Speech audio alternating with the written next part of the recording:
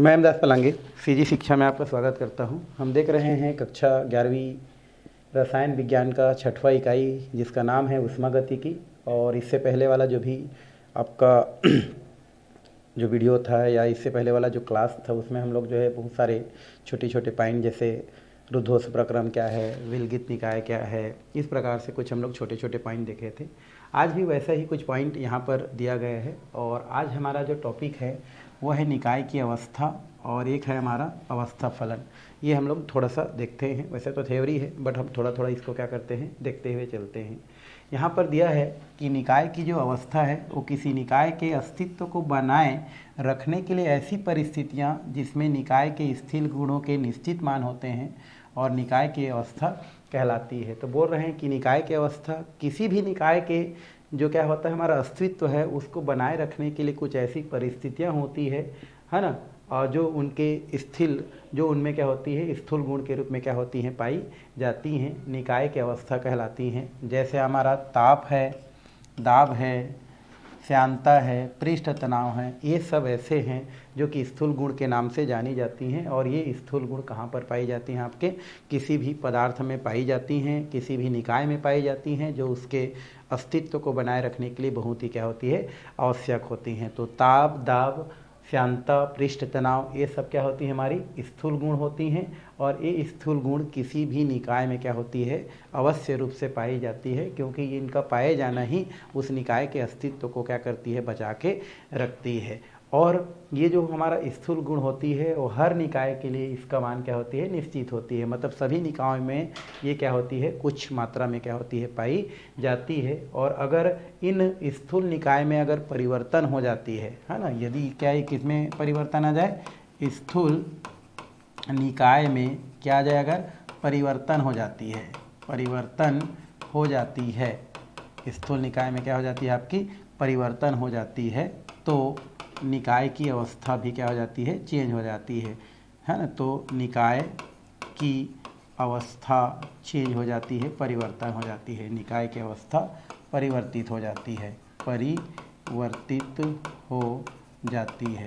तो इस तरीक़ा से क्या की जा सकती है भाई, बताई जा सकती है कि कोई भी निकाय की जो क्या होती है, अवस्था होती है, वह उस निकाय के अस्तित्व को है ना आपका निर्धारित करने के लिए या उसके अस्तित्व को बनाए रखने के लिए जो भी परिस्थितियाँ होती है जिसमें स्थिर गुण के मान निश्चित होती हैं, वही आपकी अवस्था फलन कहलाती है, पदार्थ की अवस्था या निकाय की अवस्था कहलाती है। ताप, दाब, श्यानता, पृष्ठ तनाव ये सब क्या होती है, स्थूल गुण होती हैं। और ये स्थूल गुण किसी भी निकाय में क्या होती है, उपस्थित रहती हैं, तब जाकर के उस पदार्थ की अस्तित्व क्या होती है, बनी रहती हैं।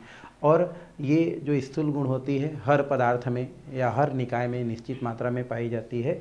और यदि स्थूल निकाय में क्या हो जाती है या स्थूल गुण में क्या आ जाती है, परिवर्तन आ जाती है, तो उस स्थिति में निकाय की अवस्था क्या हो जाती है, परिवर्तित हो जाती है। तो इस तरीक़ा से निकाय की अवस्था को क्या की जा सकती है, यहाँ से समझाई जा सकती है। अब हम चलते हैं किसके पास, अवस्था फलन के पास। तो मेन हमको देखना है कहाँ, अवस्था फलन।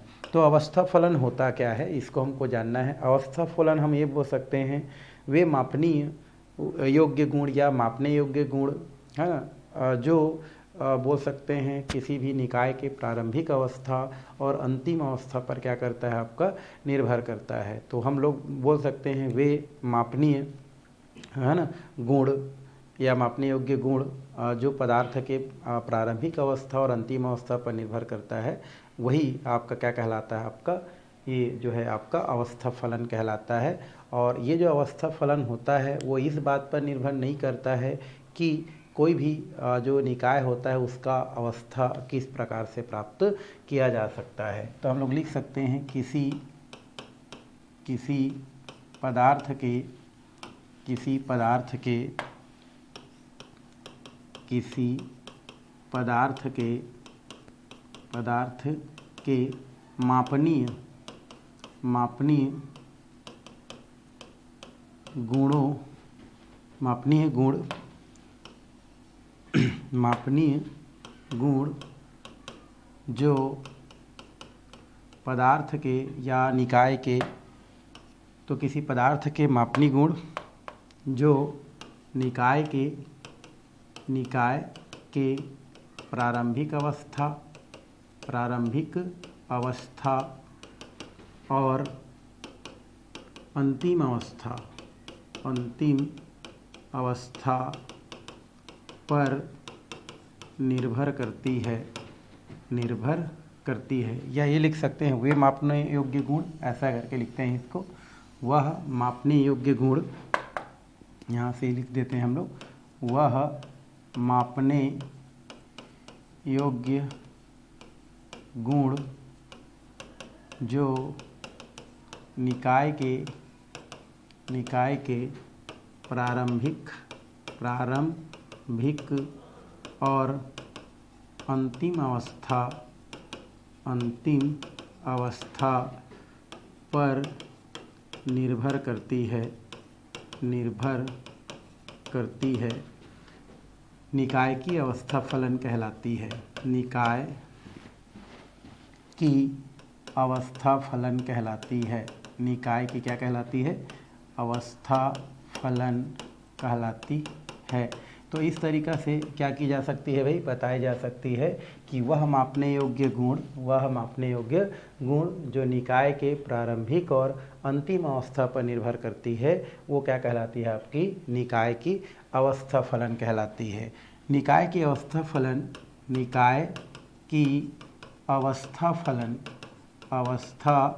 फलन इस बात पर निर्भर नहीं करती है, इस बात पर निर्भर नहीं करती हैं, इस बात पर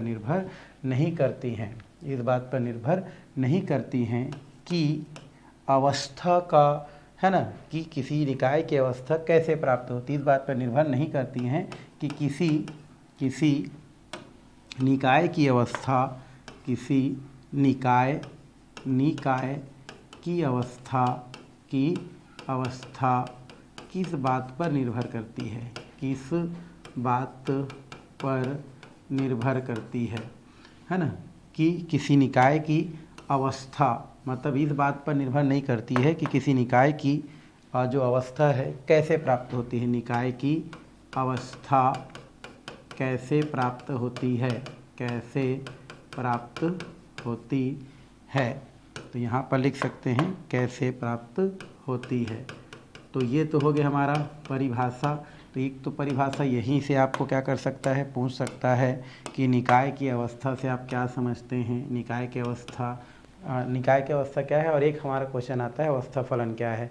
तो अवस्था फलन किसे कहते हैं, अगर ऐसा क्वेश्चन आता है तो लिख लेना कि वे मापने योग्य गुण जो निकाय के प्रारंभिक अवस्था और निकाय के अंतिम अवस्था पर क्या करती है, निर्भर करती है, वही उसकी क्या कहलाती है, अवस्था फलन कहलाती है। या वे मापने योग्य गुण जो निकाय के प्रारंभिक और अंतिम अवस्था पर निर्भर करती है, वही आपकी क्या कहलाती है, अवस्था फलन कहलाती है। और अवस्था फलन का जो मान है वो इस बात पर निर्भर नहीं करती है कि अवस्था किस प्रकार से प्राप्त होती है। तो इस तरीक़ा से अवस्था जो फलन है उसको क्या की जा सकती है, ज्ञात की जा सकती है। और उदाहरण के लिए आपका जो है घनत्व हो गया, है ना, उसके बाद उसका हम लोग जो है ऊर्जा हो गया, ठीक है, इस प्रकार से क्या की जा सकती है, बताई जा सकती है। तो ये हो गया हमारा कौन सा भाई, हमारा पहला अवस्था फलन।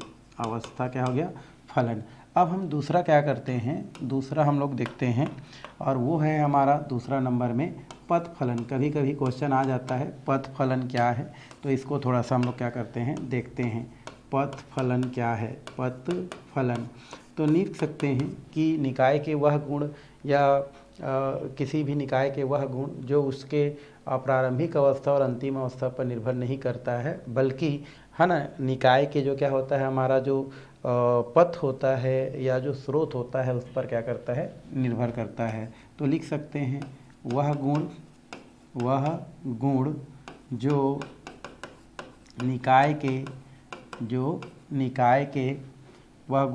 निकाय के प्रारंभिक और अंतिम अवस्था पर निर्भर नहीं करता है,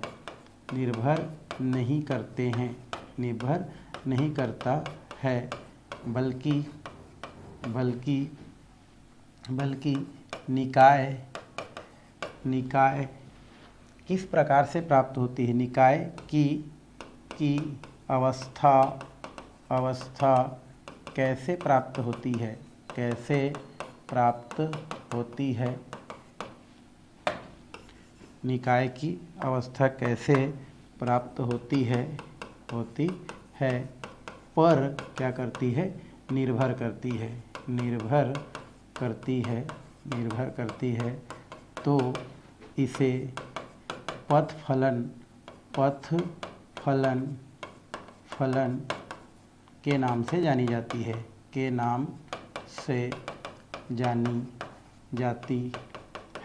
तो इस तरीक़ा से पथ फलन और अवस्था फलन को क्या की जा सकती है, बताई जा सकती है। मान लो क्वेश्चन आ जाता है अवस्था फलन क्या है, तो वे मापनीय योग्य गुण जो किसी भी निकाय के प्रारंभिक और अंतिम अवस्था पर निर्भर करती है वो अवस्था फलन कहलाती है। और अवस्था फलन इस बात पर निर्भर नहीं करती है कि वह अवस्था का जो निकाय है वो कैसे प्राप्त होती है, जबकि हमारी पद फलन वह फलन होती है या वह गुण होती है जो प्रारंभिक और अंतिम अवस्था पर निर्भर न करके हमारा जो अवस्था होती है, निकाय की अवस्था है, वो किस प्रकार से प्राप्त होती है उस पर निर्भर करती है, तो वो पद फलन के नाम से जानी जाती है। तो इस तरीक़ा से अवस्था फलन और पद फलन को क्या की जा सकते हैं, समझाई जा सकते हैं। इसमें फ़िलहाल इतना ही और इसमें ज़्यादा कुछ करने की ज़रूरत नहीं पड़ती है भाई। चलिए आगे है हमारा आंतरिक ऊर्जा।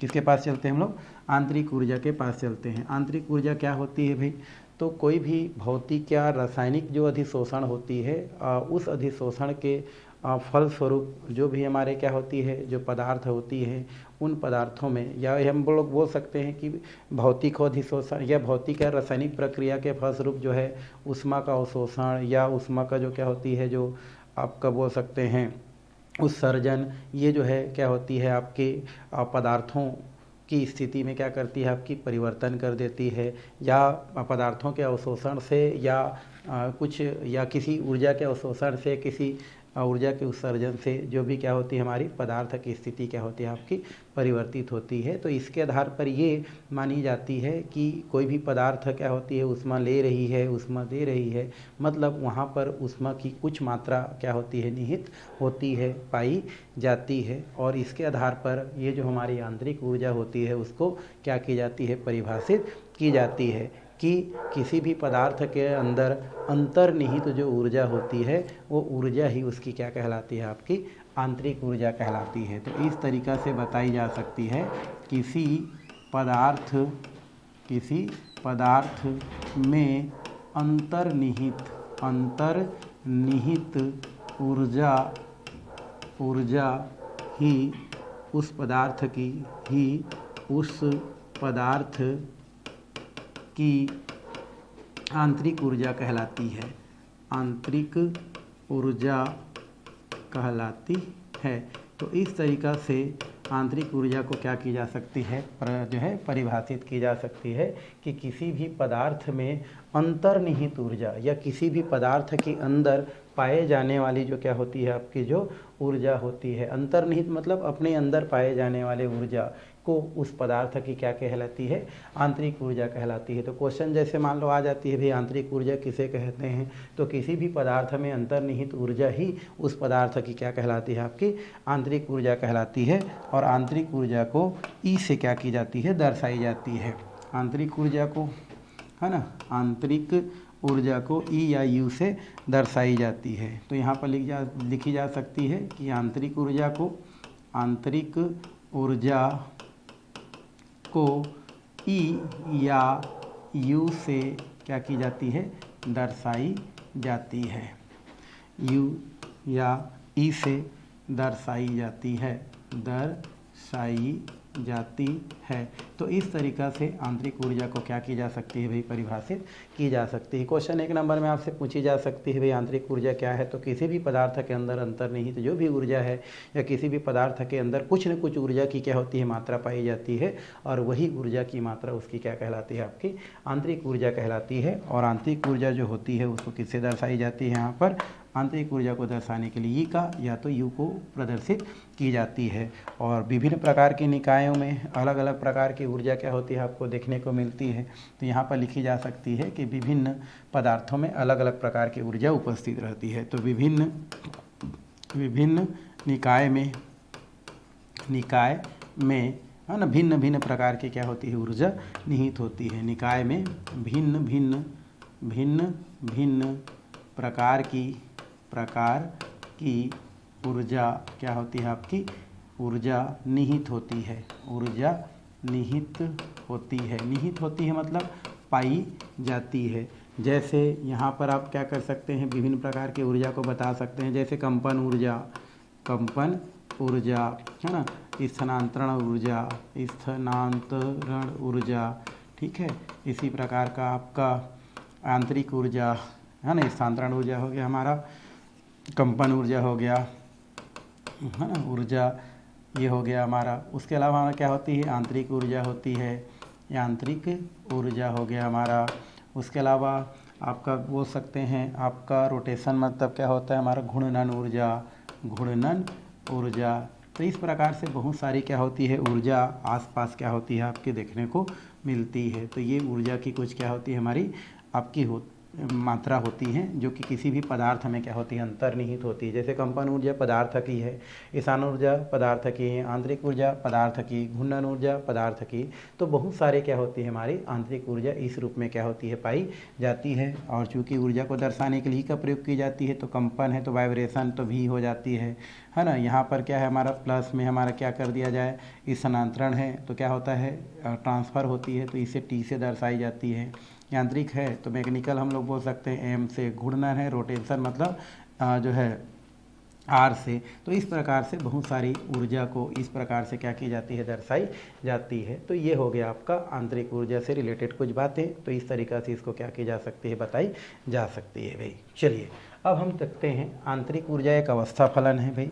अभी अवस्था फलन देखे हैं, जो किसी पदार्थ के प्रारंभिक अवस्था और अंतिम अवस्था पर निर्भर करता है, उसे अवस्था फलन कहते हैं। तो यहाँ पर जो आंतरिक ऊर्जा होती है वो एक कैसा होती है आपकी अवस्था फलन होती है, अर्थात यह पदार्थ के अंतिम और क्या करती है आपका प्रारंभिक अवस्था पर क्या करती है निर्भर करती हैं। तो यहाँ पर लिखी जा सकती है, क्या लिखी जा सकती हैं कि आंतरिक ऊर्जा एक क्या होती है अवस्था फलन होती है। एक क्या होती है भाई हमारी अवस्था फलन होती हैं जिसका मान प्रारंभिक अवस्था और अंतिम अवस्था पर निर्भर करती हैं, होती हैं जिसका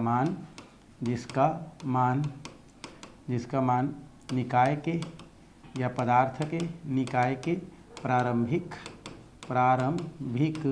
और अंतिम अवस्था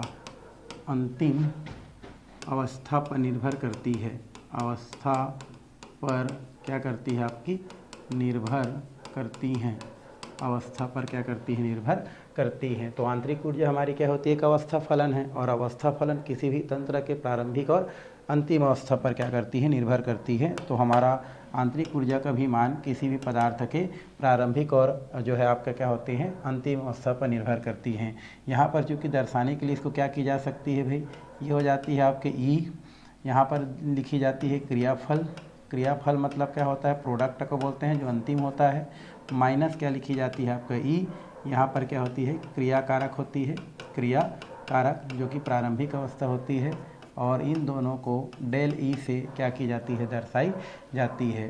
यहाँ पर इसको और भी तरीक़ा से क्या की जा सकती है लिखी जा सकती है, ये हो जाती है डेल ई, क्योंकि हमारा ई क्रियाफल है तो प्रोडक्ट से, माइनस यहाँ पर ई क्रिया कारक है मतलब इसको रिएक्टेंट से दर्शाई जाती है। अब यहाँ पर ई का जो मान है वो कुछ स्थिति में क्या हो सकती है परिवर्तित होती है। कैसे होती है, मान लो यहाँ पर जो है ये हमारा जो डेल ई है, अगर यहाँ पर देखें कब की स्थिति में ज़्यादा होती है, तो यहाँ पर क्या होती है हमारे ई पी ज़्यादा होगी किससे हमारा ई आर से। यहाँ पर हम बोल सकते हैं कि जो ई पी का मान होती है, ई पी का मान ज़्यादा हो जाती है किससे भाई हमारा ई आर से, जब ऊर्जा क्या होती है उत्सर्जित होती है, मतलब ऊष्माक्षेपी स्थिति में क्या होती है आपका ये देखने को मिलती है।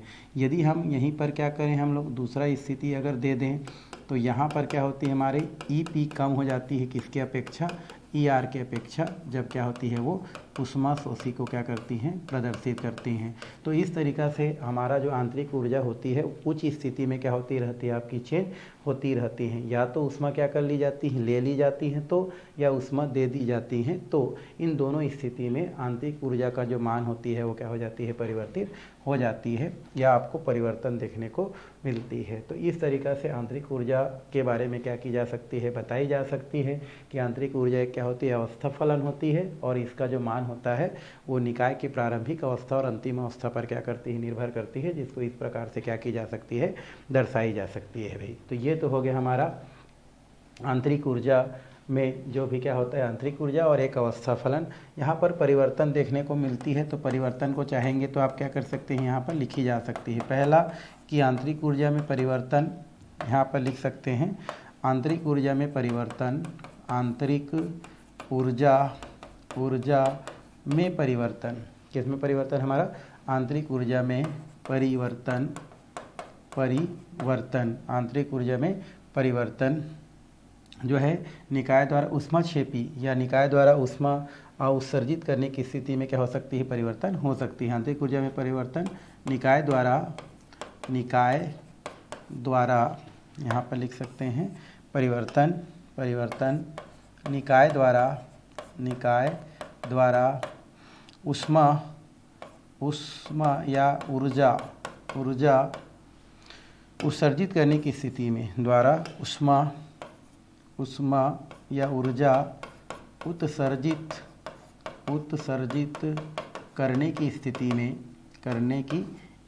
में परिवर्तन होती है कि स्थिति में क्या होती है, आपकी परिवर्तन होती है। या तो ऊष्मा ले ली जाती है तब भी उसके आंतरिक ऊर्जा क्या हो जाती है, परिवर्तित हो जाती है, या तो तंत्र कोई कार्य करती है तब भी क्या हो जाती है, आपकी आंतरिक ऊर्जा परिवर्तित हो जाती है ना। तो इस प्रकार से एक दो पॉइंट लिखी जा सकती है। एक तो आंतरिक ऊर्जा तब परिवर्तित होगी जब तंत्र द्वारा ऊष्मा ली जाएगी, या तो तंत्र द्वारा ऊष्मा दी जाएगी, या तंत्र द्वारा कोई कार्य की जाएगी। तो इस तरीक़ा से इसमें क्या की जा सकती है, बताई जा सकती है। चलिए अब आंतरिक ऊर्जा से रिलेटेड कुछ बातें और दिया है यहाँ पर, ठीक है। ये है हमारा आंतरिक ऊर्जा के मुख्य लक्षण दिया है। तो इसमें कुछ लक्षण दिया है। पहला, परम ताप के समानुपाती होती है। हमारी जो आंतरिक ऊर्जा होती है वो परम ताप के क्या होती है, आपकी समानुपाती होती है। इस तरीक़ा से पहला पॉइंट क्या की जा सकती है, बताई जा सकती है। दूसरा पॉइंट, स्थिर आयतन पर जब ऊष्मा क्या की जाती है, किसी निकाय द्वारा क्या की जाती है, आपका बाहर से ली जाती है, तो उस स्थिति में आंतरिक ऊर्जा में क्या हो जाती है, आपका वृद्धि हो जाती है। और तीसरा पॉइंट दिया है कि गैस का रुद्धोष्म प्रसार होने पर गैस ठंडी हो जाती है, क्योंकि आंतरिक ऊर्जा में क्या आ जाती है, आपकी कमी आ जाती है। तो रुद्धोष्म प्रक्रम आप पहले पढ़ चुके हैं। इस स्थिति में क्या होता है, गैस में जब क्या होती है, प्रसार होती है तो गैस ठंडी हो जाती है, और ठंडी हो जाने से आपका जो है आंतरिक ऊर्जा में कमी आती है। कहने का मतलब ये है कि रुद्धोष्म प्रक्रम होगा तो आंतरिक ऊर्जा में कमी आ जाती है। चौथा पॉइंट, आंतरिक ऊर्जा एक अवस्था फलन है, अभी जस्ट देखे हैं, और ये चक्रीय प्रक्रम में आंतरिक ऊर्जा परिवर्तन क्या होती है, शून्य होती है। मतलब यहाँ पर हम चक्रीय परिवर्तन देखे हैं तो उस स्थिति में पुनः वो वही स्थिति पर आ जाती है, मतलब वहाँ पर उसका आंतरिक ऊर्जा का मान 0 हो जाती है। ऊष्माक्षेपी क्रियाओं के लिए ई या यू चिन्ह जो है आपका ऋणात्मक लिखी जाती है। क्यों? क्योंकि ऊष्माक्षेपी अभिक्रिया होगी तो ऊष्मा क्या की जाएगी, दी जाएगी, इसलिए जो है वहाँ पर दर्शाने के लिए इसको -E या -U की जो है प्रयोग की जाती है, क्योंकि ऊष्मा दे रही हैं। अगर ऊष्मा शोषित होगी, ऊष्मा ली जाएंगी, तो वहाँ पर +U या प्लस जो है E के नाम से, E चिन्ह से उसको दर्शाई जाती हैं। तो जब किसी आंतरिक ऊर्जा में परिवर्तन होती है, यदि किसी निकाय से बाहर ऊष्मा निकलती है ना, आंतरिक ऊर्जा में कमी आ जाती है, जिसको जो है -E से दर्शाई जाती है। और जब किसी तंत्र द्वारा बाहर से ऊष्मा ली जाती है तो उसके आंतरिक ऊर्जा में वृद्धि हो जाती है, तो उसको प्लस चिन्ह से दर्शाई जाती है। और लास्ट है, आंतरिक ऊर्जा निकाय में उपस्थित पदार्थों की मात्रा पर निर्भर करती है, अतः यह एक मात्रात्मक या विस्तृत गुण को क्या करती है, प्रदर्शित करती हैं। क्योंकि पदार्थ के अंदर कोई भी जो है, किसी भी पदार्थ के आंतरिक ऊर्जा का मान उस पदार्थ के अंदर उपस्थित जो भी क्या होती है, हमारी जो कण की मात्रा होती है उस पर निर्भर करती है, पदार्थ की मात्रा पर निर्भर करती है। अर्थात ये विस्तीर्ण गुणों को प्रदर्शित करती है, जो हम पहले क्या कर चुके हैं, पढ़ चुके हैं। तो इस तरीक़ा से आंतरिक ऊर्जा के मुख्य लक्षण क्या की जा सकती है, बताई जा सकती है, पढ़ी जा सकती है। चलिए हम अब क्या करते हैं, आगे की ओर चलते हैं। आगे है ऊष्मागतिकी का प्रथम नियम। ये इंपॉर्टेंट है भाई, ये क्या है हमारा इंपॉर्टेंट है बहुत ही ज़्यादा, इसको आपसे क्वेश्चन पूछ सकता है। तो ऊष्मागतिकी का प्रथम नियम, वैसे इसके बारे में हम पहले लेसन में भी थोड़ा चर्चा किए थे, बट उसमें द्रव्यमान संरक्षण नियम करके बोले थे, ठीक है। तो ये जो ऊष्मागतिकी का प्रथम नियम होता है, यह निकाय और परिवेश जो होता है उस दोनों के बीच में जो ऊर्जा होता है उसके लेन देन पर आधारित होता है ना। यहाँ पर आप लिख सकते हैं ऊष्मागतिकी का प्रथम नियम निकाय और परिवेश के मध्य ऊर्जा के लेन देन पर आधारित होता है। लेन देन पर आधारित होता है, लेन देन है ना, लेन देन पर आधारित है।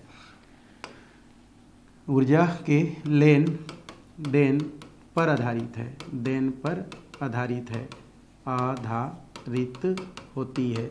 तो यहाँ से हम क्या कर सकते हैं, लिख सकते हैं कि जो ऊष्मागतिकी की जो प्रथम नियम होता है वो निकाय और परिवेश के मध्य ऊर्जा के लेन देन पर क्या होती है, आधारित होती है। और एक साइंटिस्ट है वोल्टज, है ना, गिब्स हेल्महोल्ट्ज़ जिसको बोलते हैं। तो गिब्स होल्टज के अनुसार ये बोली गई है या ये बताई गई है कि कोई भी ऊर्जा तभी प्राप्त होती है जब पहले वाला ऊर्जा क्या होती है आपकी, परिवर्तित होती है। उनका कहना है, गिब्स होल्टज जो साइंटिस्ट है, गिब्स होल्टज साइंटिस्ट, उनका कहना है कि भाई एक ऊर्जा हमको तभी प्राप्त होती है जब कोई दूसरा ऊर्जा क्या होती है आपकी, परिवर्तित होती है। मतलब कोई भी ऊर्जा जो है तभी मिलती है जब कोई पदार्थ क्या होती है, पहले से उसमें ऊर्जा जो होती है वो पहले से पाई जाती है और वो ऊर्जा क्या हो जाती है, दूसरे रूप में परिवर्तित हो जाती है। मतलब हमको नया ऊर्जा नहीं मिलती है, कोई भी नया ऊर्जा पुराने जो भी पदार्थ होती है उस पदार्थ में परिवर्तन के फलस्वरूप ही मिलती है, ऐसा कि इनका कहना है, गिब्स होल्टज का कहना है ना। मतलब पहले से नया कोई ऊर्जा नहीं मिलती है। जैसे मोमबत्ती जल रहा है ना, तब जाके प्रकाश निकलता है। तो प्रकाश जो है तब उत्पन्न होता है जब मोमबत्ती जलता है। मतलब मोमबत्ती क्या हो रहा है, चेंज हो रहा है, तब जा कर के प्रकाश मिल रहा है।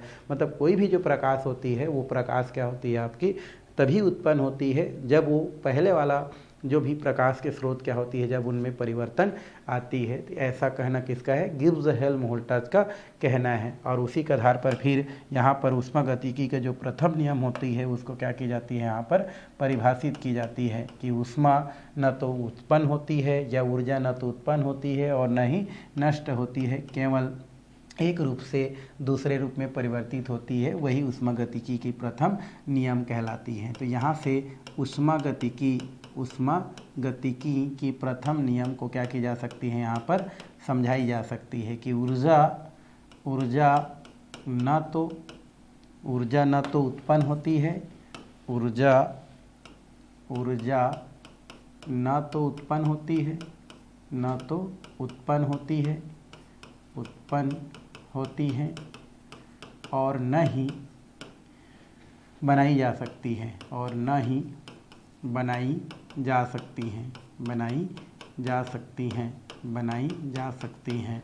तो ऊर्जा न तो उत्पन्न होती है और न ही क्या की जा सकती है, बनाई जा सकती है, केवल एक रूप से दूसरे रूप में क्या की जाती है, परिवर्तित की जाती है। तो ऊर्जा न तो उत्पन्न होती हैं और न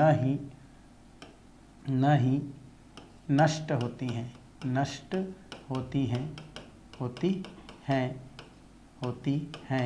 केवल एक रूप से दूसरे रूप में परिवर्तित होती हैं, केवल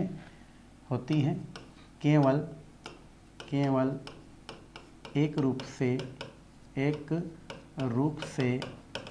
दूसरे रूप में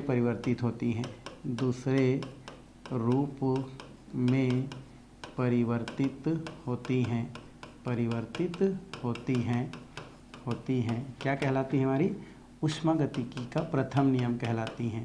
ऊष्मागतिकी का प्रथम नियम कहलाती हैं। तो इस तरीक़ा से ऊष्मागतिकी का जो प्रथम नियम है उसको क्या की जा सकती हैं, बताई जा सकती हैं कि ऊष्मा न तो उत्पन्न होती हैं और न ही क्या होती है भाई, नष्ट होती हैं, केवल एक रूप से दूसरे रूप में क्या होती हैं आपकी परिवर्तित होती हैं। यही आपकी ऊष्मागतिकी का प्रथम नियम कहलाती हैं। कोई भी चीज़ देख लो, हम जब क्या करते हैं, भोजन करते हैं, मान लो क्या करते हैं हम लोग, भोजन करते हैं, और भोजन से ही क्या मिलता है आपको, ऊर्जा मिलता है। मतलब भोजन में पाए जाने वाले ऊर्जा क्या हो रहा है, दूसरे रूप में परिवर्तित हो रहा है। मतलब भोजन ऊर्जा पहले से भोजन में था, जिसको हमने क्या कर लिया, परिवर्तित करके अपने में ले लिया।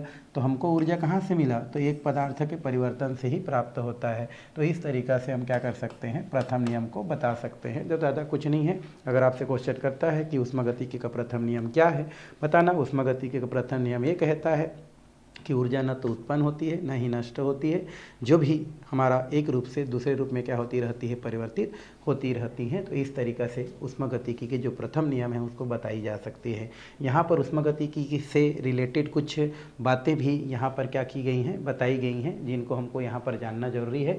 तो यहाँ पर लिखा है ऊष्मागतिकी के प्रथम नियम के कुछ कथन हैं जो यहाँ पर देखी जा सकती है। पहला कि ब्रह्मांड की ऊर्जा क्या है, स्थिर रहती हैं, या ब्रह्मांड की संपूर्ण ऊर्जा संरक्षित हैं। तो इस तरीक़ा से पहला पॉइंट ऊष्मागतिकी के आधार पर बताई जा सकती है कि ब्रह्मांड की ऊर्जा क्या है, संरक्षित है। मतलब कम ज़्यादा नहीं हो रही हैं, ना बढ़ नहीं रही हैं, मतलब उतना का उतना ही क्या होती है आपको देखने को मिलती है। मतलब उनका जो मान होता है उनमें कोई परिवर्तन नहीं होती है। तो ऊष्मागतिकी के आधार पर पहला बात यहाँ पर कही जा सकती है कि ब्रह्मांड की जो ऊर्जा है वो स्थिर है। क्या है, स्थिर है। क्यों? क्योंकि हम जानते हैं कि ऊर्जा एक रूप से दूसरे रूप में चेंज हो रही है। मतलब ऊर्जा उत्पन्न नहीं हो रही है, नहीं नष्ट हो रही हैं, खाली चेंज हो रही हैं। इसलिए ब्रह्मांड की जो ऊष्मा होती है, ऊर्जा होती है, वो स्थिर है, वो इनके आधार पर बोली जा सकती है। दूसरा, एक विलगित तंत्र की समस्त ऊर्जा सदैव क्या होती है, स्थिर होती है, यद्यपि ऊर्जा के एक रूप से दूसरे रूप में रूपांतरण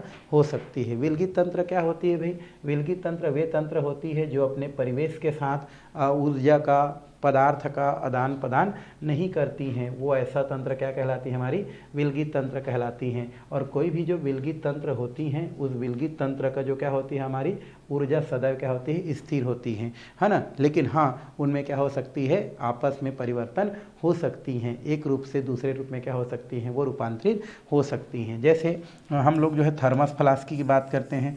थर्मस फ्लास्क एक ऐसी यंत्र होती है, हमारी विलगित यंत्र होती है। तो थर्मस फ्लास्क में जब चाय क्या कर दी जाती है, हमारी यहाँ पर गर्म चाय रख दी जाती है, तो गर्म चाय की ऊष्मा क्या होती है, यहीं पर क्या होती है, स्थिर रहती है। मतलब चाय गर्म की गर्म ही रहती है। लेकिन ऐसा नहीं है कि वो हमेशा के लिए गर्म होती है। उनमें क्या हो सकती है, ऊर्जा विनिमय हो सकती है। मतलब वो वातावरण को ऊर्जा दे सकती हैं, है ना, या एक रूप से वो दूसरे रूप में क्या हो सकती है, परिवर्तित हो सकती हैं। तो ये हमारा दूसरा पॉइंट ऊष्मागतिकी के प्रथम नियम से क्या होती है, आपकी लागू होती हैं। तो पहला पॉइंट क्या था कि ब्रह्मांड का जो ऊष्मा है क्या होती हैं, वो स्थिर होती हैं, मतलब वो कभी बदल नहीं रही हैं। दूसरा, कोई भी जो विलगित तंत्र होती है, उस विलगित तंत्र में जो भी ऊर्जा होती है वो हमेशा स्थिर होती हैं। लेकिन ऐसा नहीं है कि हमेशा के लिए स्थिर होती हैं, उनमें क्या हो सकती है, रूपांतरण हो सकती हैं। तीसरा पॉइंट, ऊर्जा के एक रूप के अदृश्य होने पर समतुल्य मात्रा में ऊर्जा के दूसरे रूप क्या हो जाती है, प्रकट हो जाती हैं। भाई जब ऊर्जा के एक रूप क्या होती है, हमारी समाप्त होती हैं, तो वो दूसरे रूप में क्या होती है, आपको दिखाई देती हैं। ऐसा किनका कहना, हमारा तीसरा पॉइंट के कहना है कि एक रूप अदृश्य होगा, अदृश्य मतलब नहीं दिखेगा, तब जाकर के आपको दूसरा रूप क्या होगा, दिखाई देगा। तो इस तरीक़ा से तीसरा पॉइंट ऊष्मागतिकी के आधार पर बताई जा सकती है कि ऊर्जा का जब एक रूप क्या होती है, ख़त्म होती है, तब जाकर के दूसरा रूप हमको क्या होती है, दिखाई देती है। जैसे हम लोग अंधेरे और उजाले की बात करें, अंधेरे खत्म होती है तो उजाले, उजाले खत्म होती है तो अंधेरे होती है। तो उसी प्रकार से यहाँ पर बोली जा सकती है कि ऊर्जा का हमको जो रूप दिखाई देती है, वो एक रूप जब खत्म हो जाती है तो दूसरा रूप में दिखती है, या दूसरा रूप खत्म हो जाती है तो हमको पहले रूप में दिखाई देती हैं। तो इस तरीक़ा से ये तीसरा पॉइंट को भी इसके अंतर्गत बोली जा सकती है। और एक चौथा, एक शाश्वत गतिशील मशीन का निर्माण ऐसा असंभव है जो बिना ऊर्जा के कार्य कर सके। ऐसा मशीन बना पाना मुश्किल है कि जो बिना ऊर्जा के काम कर सके, बिना ऊर्जा लिए काम कर सके। ऐसा कोई मशीन बना नहीं है, ना बना पाना संभव है जो बिना ऊर्जा के कार्य कर सके। तो ये 4-5 जो पॉइंट होती है वो ऊष्मागतिकी के अंतर्गत रखी जाती है, नियम के अंतर्गत रखी जाती है कि ब्रह्मांड की ऊर्जा संरक्षित है।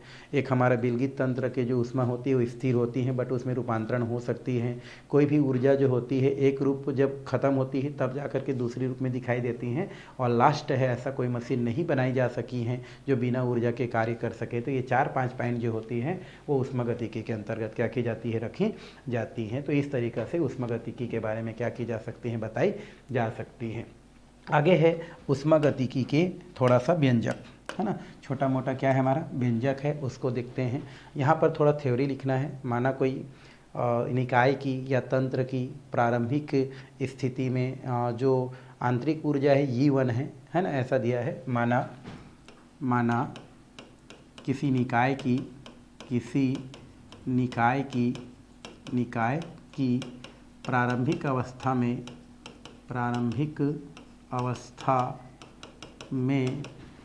आंतरिक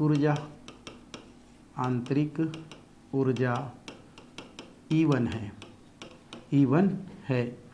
यदि यह निकाय Q ऊष्मा अवशोषित करता है, Q ऊष्मा अवशोषित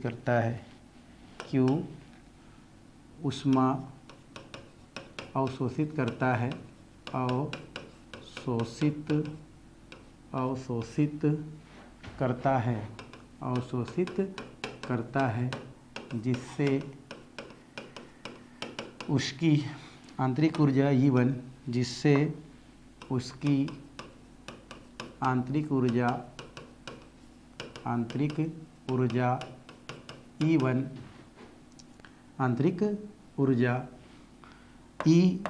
प्लस आंतरिक ऊर्जा E1 प्लस Q के समतुल्य हो जाती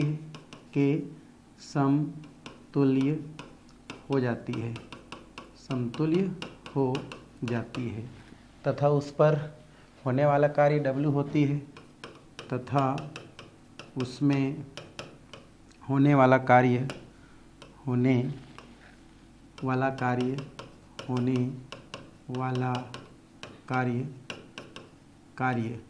W होती है। क्या होती है भाई हमारी?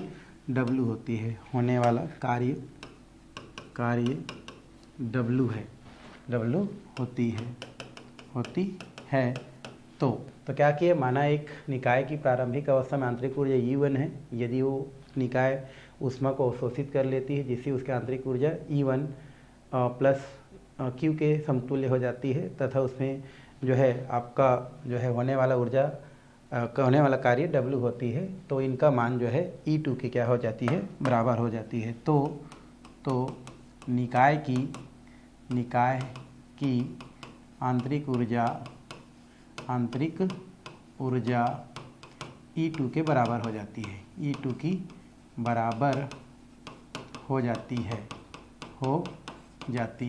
तो इसके आधार पर क्या लिखी जा सकती है, माना किसी तंत्र की प्रारंभिक अवस्था में आंतरिक ऊर्जा क्या था, Q1। ये Q ऊष्मा लेती है जिसमें क्या होती है, W कार्य होती है। तो उस स्थिति में इसका आंतरिक ऊर्जा बढ़ के कहाँ चली जाती है, E2 के क्या हो जाती है, बराबर हो जाती है। अब जो है E1 को यहीं पर रखी जाती है, इसको इस तरफ पक्षांतरित कर दी जाती है, तो ये क्या हो जाती है हमारी E2। ये तो यहीं पर है, ये प्लस आके इधर माइनस हो जाती है, तो E2 माइनस क्या हो जाती है E1, और यहाँ पर क्या होती है Q, और यहाँ पर प्लस में क्या हो जाती है हमको W क्या हो जाती है, प्राप्त हो जाती है। यहाँ पर परिवर्तन दिख रहा है E2 माइनस E1, तो यहाँ पर क्या हो जाती है, डेल E हो जाती है इक्वल टू Q, और प्लस W क्या हो जाती है, हमको प्राप्त हो जाती है। जहाँ पर डेल E क्या होती है, आंतरिक ऊर्जा में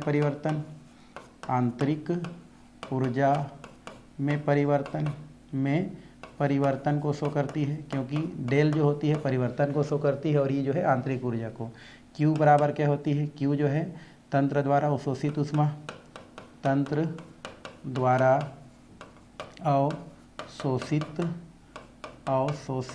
ऊष्मा होती है, और प्लस में क्या होती है हमारा, तंत्र पर किया गया कार्य होती है, तंत्र पर किया गया कार्य होती है। तो इस प्रकार से इसको क्या की जा सकती है, बताई जा सकती है। अब क्या करते हैं हम लोग, क्यू को हम लोग क्या करते हैं, यहीं पर क्या की जाती है, रखी जाती है। अगर जो है हम लोग क्या करते हैं, ये हमारा क्यू है, क्यू यहीं पर करें, इसको इस तरफ पक्षांतरित कर दी जाती है मान लो, तो वहाँ पर आपके क्या हो जाती है, आपकी स्थिति थोड़ा सा चेंज हो जाती है, या डब्लू को इस तरफ पक्षांतरित कर दी जाती है। तो ये क्यू बराबर यहाँ पर क्या की जाती है, डेल ई, और माइनस यहाँ पर क्या की जा सकती है, इसको जो है डब्लू के आधार पर क्या की जा सकती है, बताई जा सकती है। तो या के रूप में इस प्रकार से भी लिखी जा सकती है, या इसी को और भी तरीक़ा से लिखी जा सकती है। यहाँ पर डेल ई हो जाती है, और यहाँ पर बराबर जो है क्यू माइनस डब्लू से भी क्या की जाती है, दर्शाई जाती है। आगे अगर यहाँ पर कर दिया जाए तो यहाँ से हमारे क्या हो जाती है, क्यू हो जाती है, और क्यू बराबर यहाँ पर क्या हो जाती है आपकी डेल ई, और यहाँ पर प्लस डब्लू से क्या की जाती है, दर्शाई जाती है। तो उस स्थिति में आपका जो मान होती है, यहाँ पर बात करें तो क्यू क्या होती है हमारी, अवशोषित ऊष्मा, अवशोषित ऊष्मा होती है, अवशोषित ऊष्मा होती है हमारी, अवशोषित ऊष्मा बराबर आंतरिक ऊर्जा में परिवर्तन, आंतरिक ऊर्जा में परिवर्तन, आंतरिक ऊर्जा में परिवर्तन, परिवर्तन प्लस यहाँ पर तंत्र पर किया गया कार्य, तंत्र पर किया गया कार्य, किया गया कार्य। और यहाँ पर देखें तो क्या होती है भाई हमारा, यहाँ पर जस्ट देखें, यहाँ पर ये क्यू डेल ई की अगर हम बात करें, यहाँ पर जस्ट देखें तो यहाँ पर क्या की जा सकती है, क्यू बराबर क्या होती है, अवशोषित ऊष्मा, अवशोषित ऊष्मा या ऊर्जा बराबर क्या होगा, आंतरिक ऊर्जा में परिवर्तन, आंतरिक ऊर्जा में परिवर्तन, परिवर्तन, और यहाँ पर माइनस में दिया है तंत्र द्वारा किया गया कार्य, माइनस रहता है तो बोलते हैं उसको तंत्र द्वारा किया गया कार्य, किया गया कार्य। तो यहाँ पर क्या बोल रहा है हमारा, ये क्यू हमारा क्या है, अवशोषित ऊष्मा है, डेल ई क्या होता है, आंतरिक ऊर्जा में परिवर्तन, और अगर डब्लू माइनस में आ जाए तो तंत्र द्वारा किया गया कार्य कहलाता है, और अगर डब्लू प्लस में रहे तो तंत्र पर किया गया कार्य कहलाता है। तो इस तरीक़ा से छोटा सा ऊष्मागतिकी के प्रथम नियम से रिलेटेड क्या किया जा सकता है, गणितीय व्यंजक प्राप्त किया जा सकता है। तो फिलहाल आज का क्लास यहीं पर क्या किया जाता है भाई, समाप्त किया जाता है। नेक्स्ट क्लास में जो है आगे का हम लोग जो है टॉपिक देखने वाले हैं।